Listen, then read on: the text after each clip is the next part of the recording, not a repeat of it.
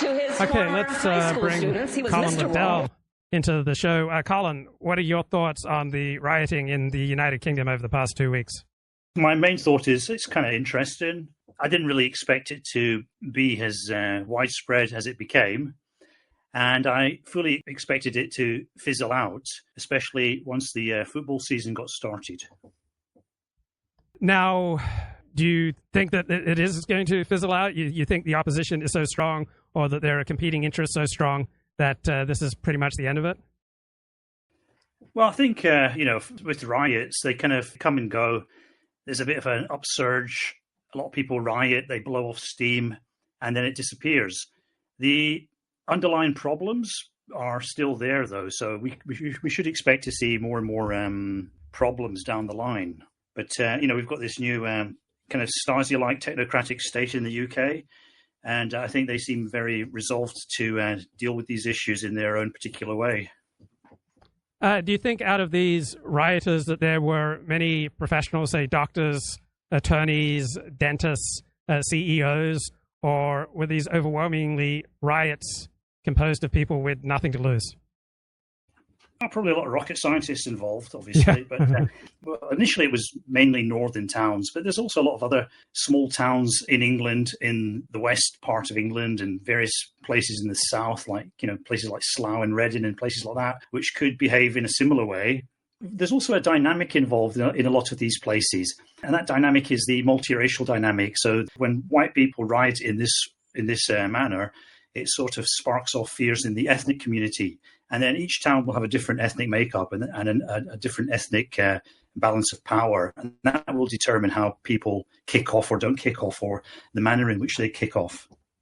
Now, what significance, if any, do you think are in these new outlets like GB News? There seems to be, from my eyes, an entry of visceral right-wing American-style talk radio now into the United Kingdom market with outlets such as GB News. Yeah, well, GB News is almost a kind of second coming of Russia today, I think. The money for GB News comes out of somebody in Dubai who made their money in Russia in cahoots with Putin. So that's basically where the money comes from. There's another source of money, which is this guy who has a lot of interest in various hedge funds connected to carbon fuels. And so you always have to think about where does the money come from. GB News is not actually making any money itself. In fact, it seems to be losing about £30 million a year since it's been established. So it's not exactly a money spinner. It's not making a great deal of ad revenue. And so it must be there for a purpose. And the purpose of GB News must be the purpose that certain people are prepared to pay for, to the tune of £30 million a year. And what would that be? I mean, why would anybody want to put Nigel Farage on the TV on a regular basis for £30 million a year? So I think a much more sensible analysis of the available data is that GB News is a Russian polarization operation. It's there to kind of play up the divisions and tensions within British society, which, are genuinely there. So on the one hand, you have GB News, you have other various outlets and media operations. You could point to Twitter as well, Elon Musk. You could point to Spiked, which used to be an outlet called Marxism Today. You could point to all sorts of things like that. Their interest is to rake up divisions and to intensify polarization in British society. Now, you could see that either as that's their business model. By doing that, they get more clicks, more hits, and they find some way to monetize that. Or you could say that this is a more of a political or a geopolitical project. And there's evidence that points in both directions. And then on the other side of society, you have the British government and institutions like the BBC, which are trying to kind of calm things down. And why can't we all just get along together? And there's good in all of us. And, try and get on with your neighbours, even if they come from a different culture. So this is the sort of situation that we have in the UK. You have two winds blowing from different directions. But almost everything you said about these outlets playing up tensions within society, you could also say for the mainstream media, including the BBC, it's just that it is different approaches with different riots. The BBC wasn't trying to calm things down with its coverage of Black Lives Matter, right? you see them playing up the importance of some kind of racial reckoning. Same with the elite media in the United States. Yeah. Let's just stick with the BBC.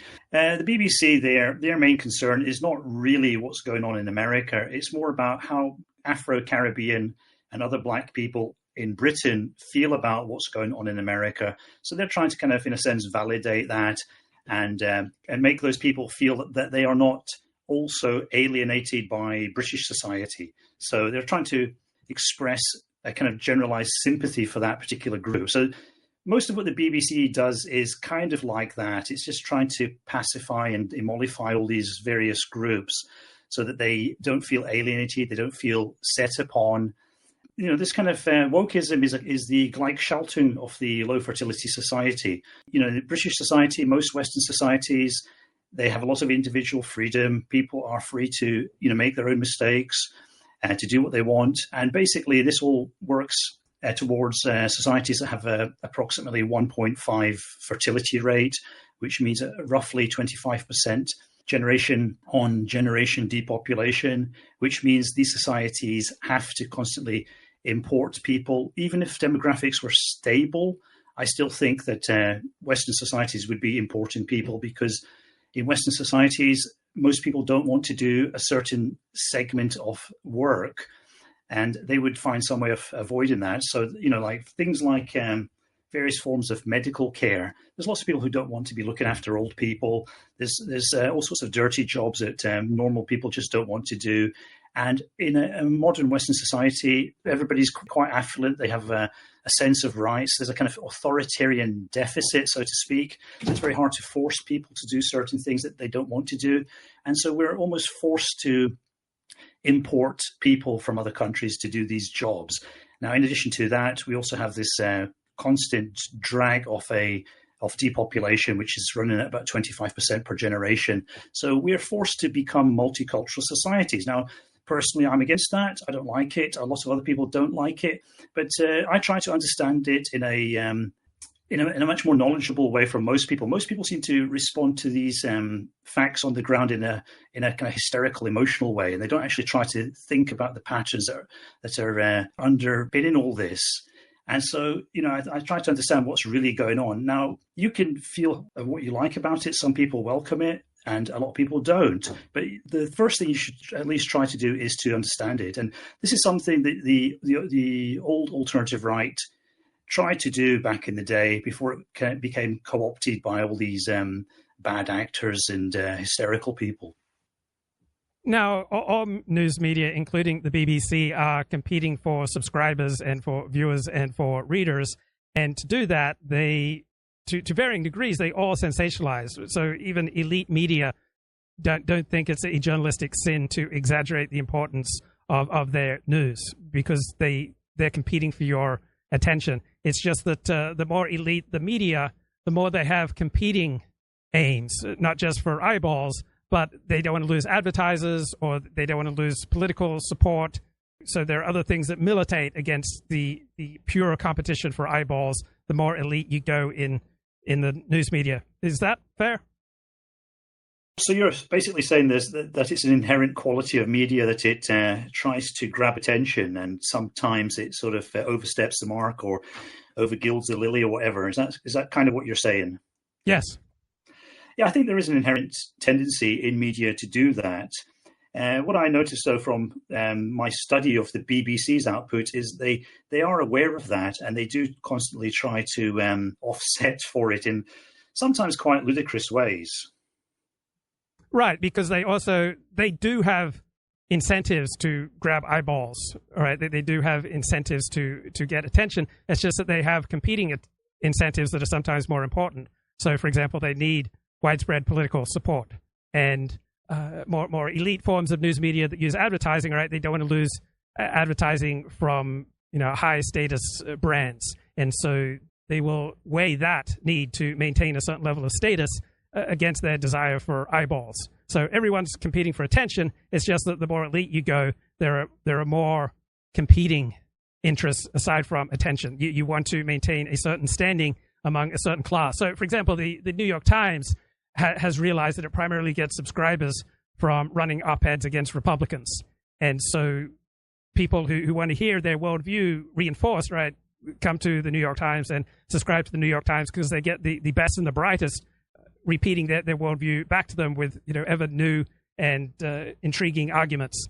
So that desire for subscribers is going to, at times, outcompete the desire for just raw eyeballs, all right, because they want to pitch themselves to a certain audience. And so high status shows, particularly with the BBC, I think, again, want to have considerable standing with a certain subset of the population, and so they are willing to give up a gross number of eyeballs for a higher percentage of eyeballs within a certain demographic. Is that fair? Well, I think all these media organizations, there's a whole kind of back pages to them where you have all sorts of meetings taking place and codes being hammered out and agendas and priorities being set, where they discuss all these things and they discuss what kind of message or how they should, the tone of the coverage that they put out. And so there's all this stuff going on in the background, which most people are not aware of. They're just aware of what comes out of the talking head's mouth. But that's been filtered through all sorts of meetings and documents and all sorts of agreements that have been entered into long before and often have a very, very long history. How do you understand the Joe Biden senility news coverage? So, for example, it was clear to conservatives, even 100 IQ plumbers, that Joe Biden was at times demonstrating signs of senility back in 2020. Yet the dominant news media only discovered this after his disastrous debate June 27th of this year with Donald Trump. Why do you think that conservatives saw that Joe Biden was at times displaying signs of senility back in 2020, and it was a recurring theme among conservative news media, but the mainstream media only discovered this June 27th? Essentially, this is all about age demographics, both in Britain and America. The boomers are this massive group of people. They have enormous financial power. They have enormous political power. And, candidates like Joe Biden and Donald Trump basically play into that. And so you can't really go around dissing the boomers. I mean, if you're a major news or media organization or something like the BBC, you can't just go around dissing the boomers. They have a lot of power. They'll bring you down. If, everybody knew that Joe Biden was sort of senile, but nobody was really allowed to ram this home.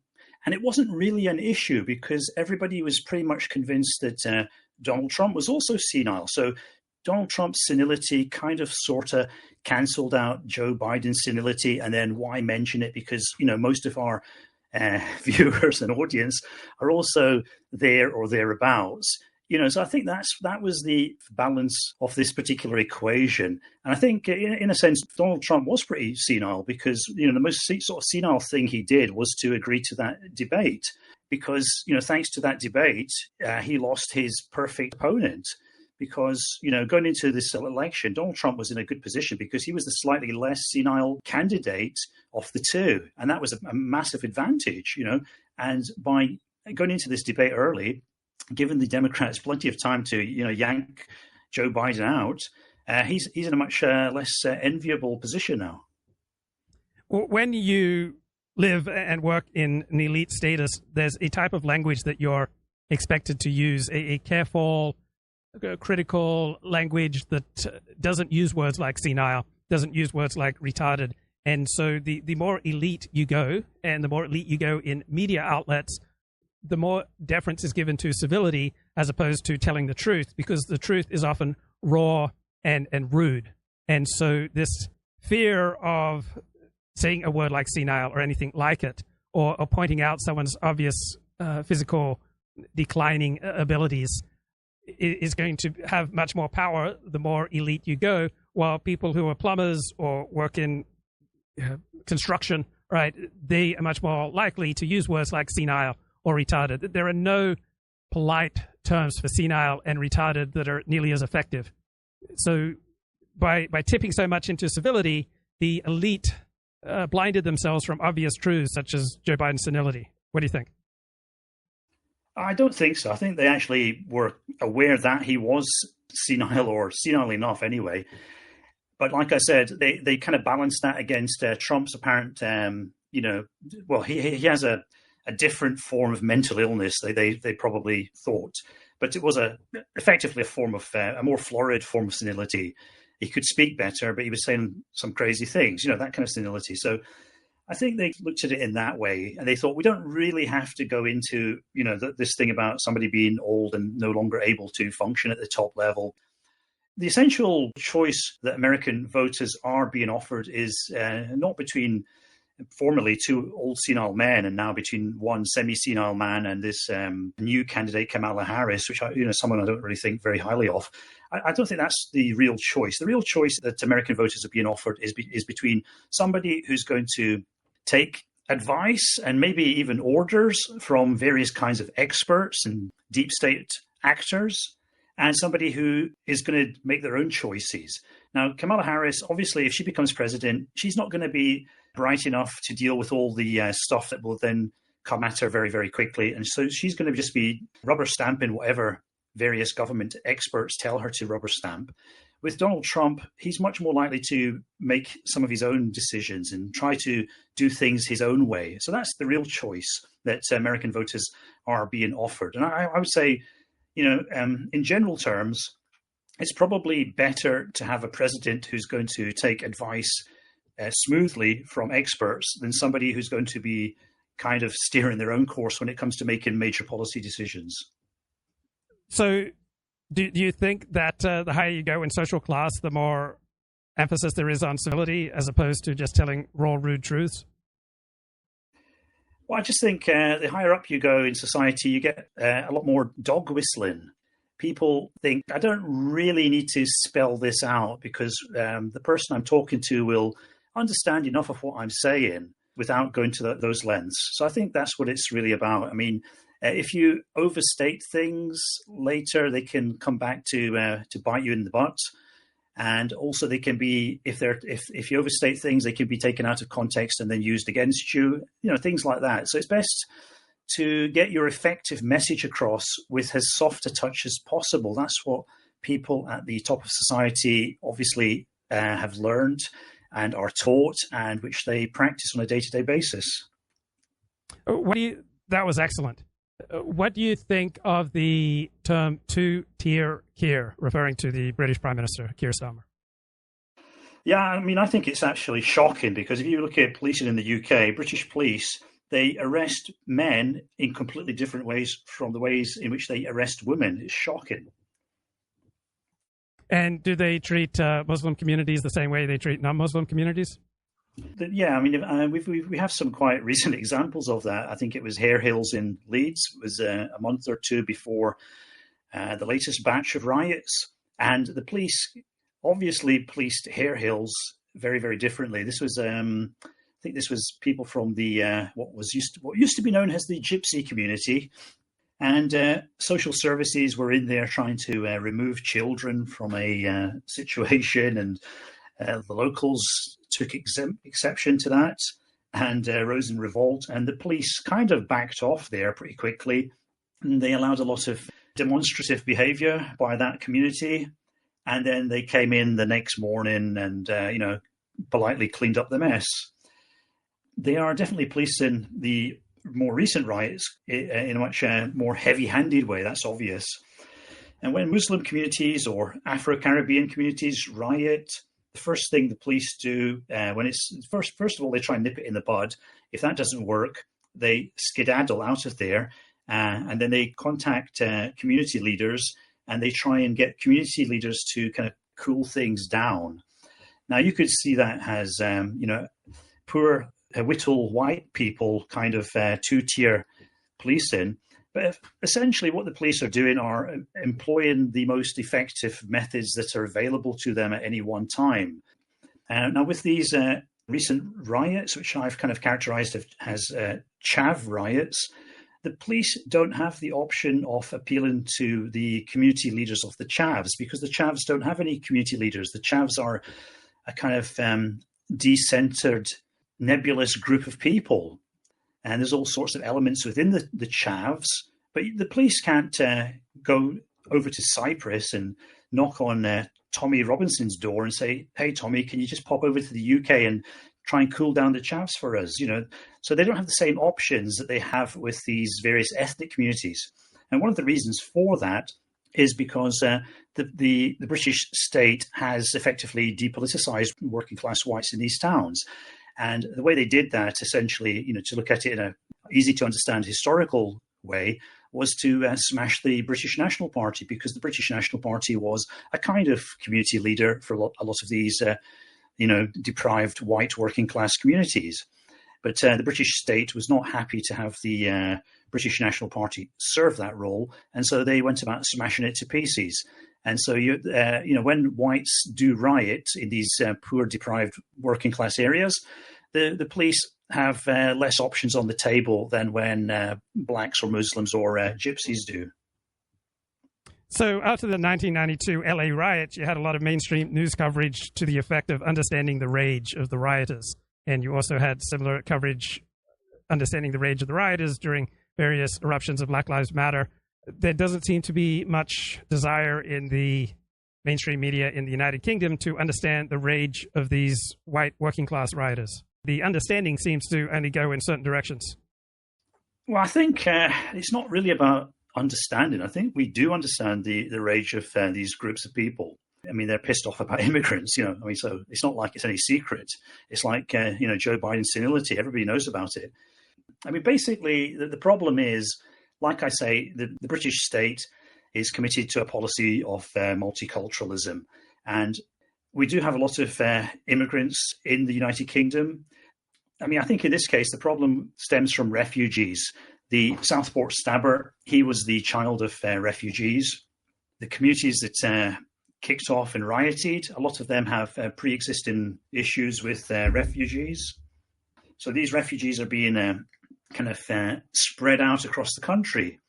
Now, what's happened is that these refugees arrive on the south coast, a lot of them, or they fly into London, and they probably expect to be put up in a nice flat or hotel in London and to live the high life. And unfortunately, the British government doesn't have the funds available to accommodate them. And so it's in its wisdom, it's decided to sort of roll them out across the nation and put them into these much poorer and more deprived towns where the property prices are a lot cheaper and where rents are a lot cheaper. Unfortunately, this has a little bit of a local knock-on effect. By putting these migrants into these areas, it actually pushes up prices in those areas. There's less social housing for locals. A lot of the accommodation is contracted out to private landlords. When you contract out to private landlords, you're artificially increasing the amount of demand. Therefore, you're pushing up private rents for everybody in that area. So there's all sorts of knock-on effects. But the British government has decided that it can carry this migrant load easier if it spreads it wider. This is what they've been doing. And they've been doing this for a long time. This is not just a new thing. This has been going on in dribs and drabs for a while. And initially, it was probably working at some level. And by working, I mean it was cutting costs, and it was also doing something else which the British government regards as very, very important. The British government doesn't want the same group of migrants to cluster together and form their own separate alienated community. So in order to counteract that, they think the best thing is to send migrants out in smaller groups to other communities where they can't exist as a single isolated community, where they're forced to interact with other people outside their own group. And the thinking behind this is that this will then speed up assimilation. So this is the other motive for it. So there's a direct economic financial motive to cut costs, but there's also the other idea that by sending Abdul and his friends to small towns in the north of England, this will speed up their assimilation into British culture. Now, I personally think that's a rather naive idea. It's quite difficult to assimilate into some of these northern towns. It's probably a lot easier to assimilate into nice middle-class southern towns, in fact, because there people are kind of much more interested in things that are different and exotic, and those people are a lot more kind of tolerant and easygoing than gruff northerners. Okay, I got a question out of left field, just something that happened to me the other day. I was standing at a street. It was a busy boulevard, right? There are 3 lanes of traffic in each direction, and there's a young father who's white, and he's got 2 kids in a pram, and he is standing right on the curb, so that if a truck or a bus or SUV comes by with the side mirror right, could very well swipe him and hit him. He is right on the curb next to a busy street. And this is a big city. I don't know him. But after a minute or so, I say, you're an inch or two away from getting hit by a vehicle. And he said, oh, don't worry about it. I'm just curious, how would you relate to a complete stranger in that kind of situation who seems to be putting himself at risk and his two, infant children at risk? I don't know. It really would depend what mood I'm in and the look of the person. He did not look at all threatening, so I just want to make that clear. Well, no, I meant whether I like the look of him or not. Mm-hmm. So, when you see people, you get a sense of how they might respond if you talk to them. You're not really conscious of this. This is all going on at very, very rapid speed in the less conscious part of your brain. I would probably react in completely different ways on different days of the week. Yeah, and that rings true for me. I do know that the more comfort and ease I feel with the person, the more likely I am to speak up. There's a lot of reckless jaywalking in LA that frightens me when I see people stepping out into traffic in a dangerous way. If I know them, or if they're Jewish, or if I feel safe, I'll say, hey, watch out. But on the other hand, you don't want to be putting yourself into situations that will unnecessarily put yourself in danger and don't do any good. So I'm not quite sure how to handle these. What do you think of Tommy Robinson? I think he's obviously a very troubled young Irishman. Are you generally sympathetic or generally unsympathetic to his antics? Well, I think he's just a shit magnet, because his whole career is always about Tommy getting into trouble, getting arrested, having problems, people giving him death threats, getting into silly fights which might be fake or might be real. It's all about getting attention from a certain low IQ segment of the population and then fundraising off it. So, it's hard to think of a more low life than Tommy Robinson. He just seems like the most shitty person. And, because the British state went about destroying semi-legitimate organs of white working class identity and organization, he's sort of filled that particular vacuum in the worst possible way. What do you think of historian David Starkey? I think he's a tad hysterical. He sounds clever. He sounds like he knows what he's talking about, but he sounds a little bit hysterical about things. So I don't really buy his shtick, so to speak. I think he's overdoing it. Are there any commentators or reporters in the United Kingdom who you particularly respect? Actually, it's very, very hard to be a respected commentator because, if you're a commentator because you're commenting all the time. And if you're commenting all the time, you're continually going outside your area of expertise. So there's something inherent in the nature of being a perpetual commentator that makes you kind of unworthy of respect. But aren't you a commentator? Well, not really. No, I do the occasional podcast. They're pretty spaced out. They're pretty short. They're pretty much to the point. I do write a lot, but with writing, again, there's time to think about what you're saying. There's time to rephrase it. There's time to take out the stupid stuff, So it's you're less likely to say something completely moronic and idiotic, although of course that does happen from time to time. But if you're a commentator, you've got to be on your feet and talking all the time, coming up with stuff, off the cuff. Dead air is your worst enemy, so you're going to keep saying stuff. You're going to have an opinion for everything, even if you have knowledge of nothing. This is inherent in the role of the commentator. So you've got to be careful with this particular medium of expression. It does lower your IQ, as I've mentioned in the past. How do you feel as a marginalized minority in Japan? Do you feel othered? Do you feel the victim of racism? Or what's it like being so obviously different compared to, 98% of the population around you? Yeah, people talk about the, two-tier Kier, but, I'm a constant victim of two-tier policing here in Japan, that's for sure. No, but seriously, what's it like being a tiny minority in Japan? The problem here is the word minority because, it can refer to all sorts of different possibilities and situations. Generally speaking, the Japanese are favorably disposed to British people, despite our Chav Riots and our poor showing in the Olympic medal table. Well, the English, because both the English and the Japanese, as you would expect from island people, have elaborate codes of civility. And so I can understand why, in many ways, the British and the Japanese would be a good fit for each other. That's not a question, Luke. Is that not true? That both the British and the Japanese are island people who have elaborate codes of civility that are bewildering to people who are not island people? Yeah, it's a bit like that science fiction film where there's an alternative Earth orbiting the sun, but because it's on the other side of the sun, the people on Earth can't see it, but it's there. So it's a bit like that, these two islands kind of orbiting the Eurasian landmass. Keir Starmer has got very low approval ratings. Do you think that there is some significance here? Is his position as Prime Minister under threat? Yeah, this is very interesting, the political dynamic in the UK, because, as everybody knows, Labour got this ridiculous majority. And I believe that only 20% of the electorate voted Labour in this election. They got 34% of the actual vote, but that was only 20% of the actual electorate.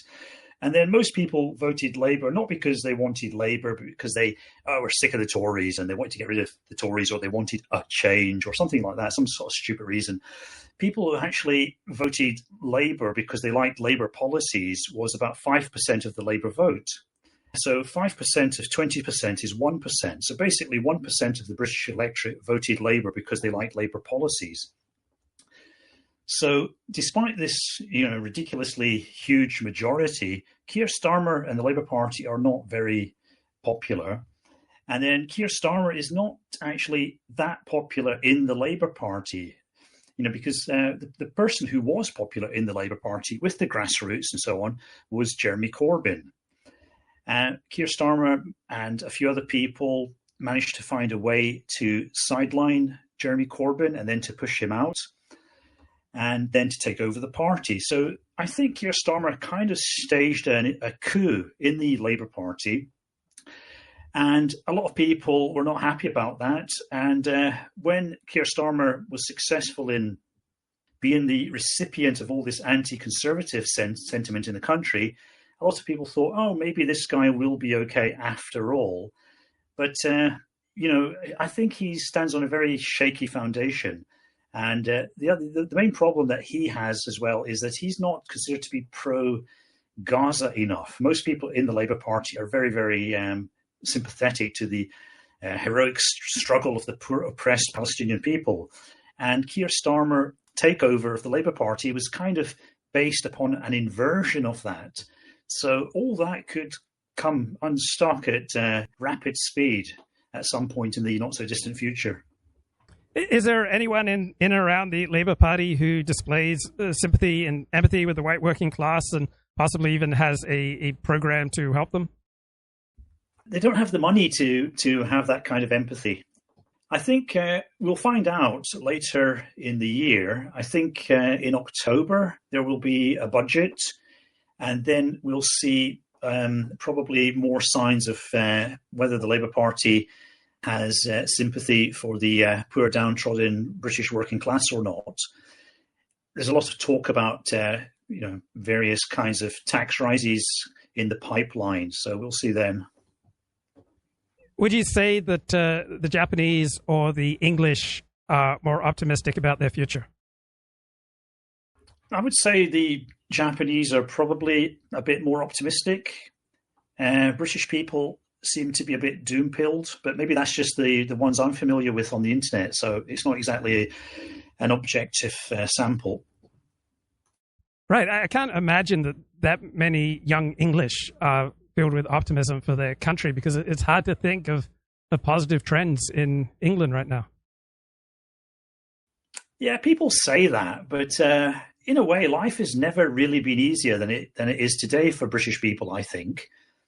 People don't have to work too hard. There's all these migrants coming in to do the dirty jobs. There's endless entertainment possibilities through computer games, pornography, and the internet. There's about 50 or more TV channels to choose from. Food is cheap thanks to German supermarket companies like Lidl and Aldi. I think people are, British people, they have a kind of like a last man syndrome. They need more challenge, more excitement, more danger. And that's been taken away from them. And that's probably what's at the root of it. Yeah, my impression of British people today, younger people, is they're very effeminate. They're much more estrogenized. When I was growing up back in the 80s, people were a lot tougher and harder and more violent. And probably the people before my generation were a lot harder and tougher and violent. So I think there's an ongoing process of feminization of society, of estrogenization. People just look like kind of pudgy and weak, or I'm just not very impressed by the sort of present situation of Britain. But it's kind of too cozy and comfortable. So I think they're suffering from that in some weird way. I assume when you go back to the United Kingdom from Japan, you miss the cleanliness of Japan, you miss the efficiency of Japan. I would assume that you miss the higher quality of food in Japan, the safety of Japan. Is that right? Yeah. I mean, there's good points and bad things about both countries, but basically Britain tends to look a bit scuzzy, a bit dirty, a bit inefficient. Graffiti everywhere. It looks like people aren't really doing their jobs properly.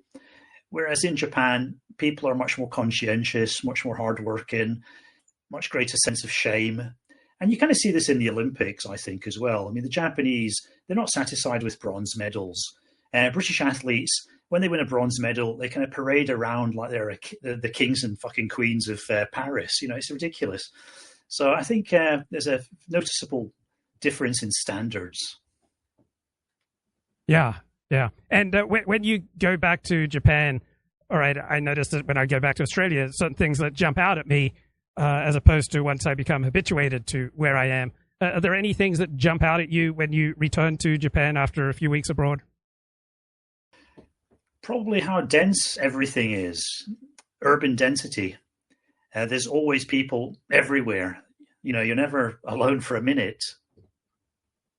Okay, any good books you've been reading lately, Colin? I've picked up a new one. I'm reading Techno, Feudalism by Yanis Varoufakis, this Greek left-wing commie economist.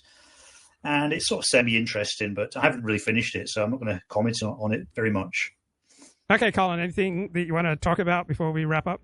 No, let's wrap up, Luke. It's been fun being on the show. Okay, cheers. Right, good night. Good night. Take care. Okay, thanks.